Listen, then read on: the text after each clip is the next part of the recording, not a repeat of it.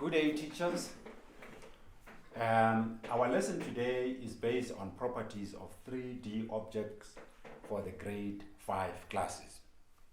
Now, as you introduce this topic, specifically when we are looking at the shapes of the faces of these 3D objects, making sure that the learners are able to count and tell the number of these faces, and whether learners can identify the shapes of the faces as either flat or curved.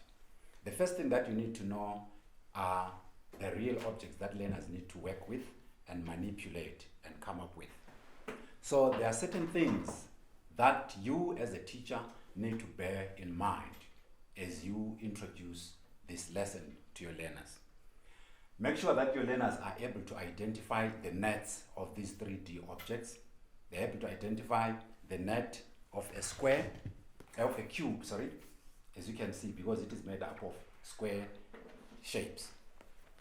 The learners are able to identify the net of a cylinder, as you can see. If you roll it up, you have it.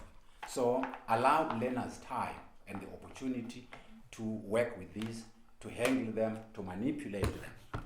Also, make sure that your learners are able to link the real object with its pictorial representation.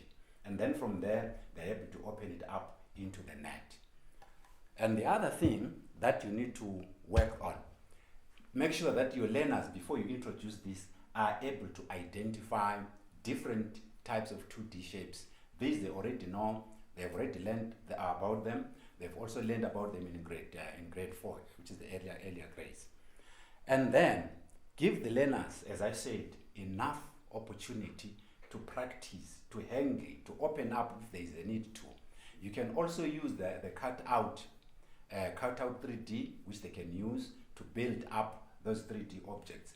And then with that, they're able to count, they're able to tell whether the shapes of their faces are flat or they are curved.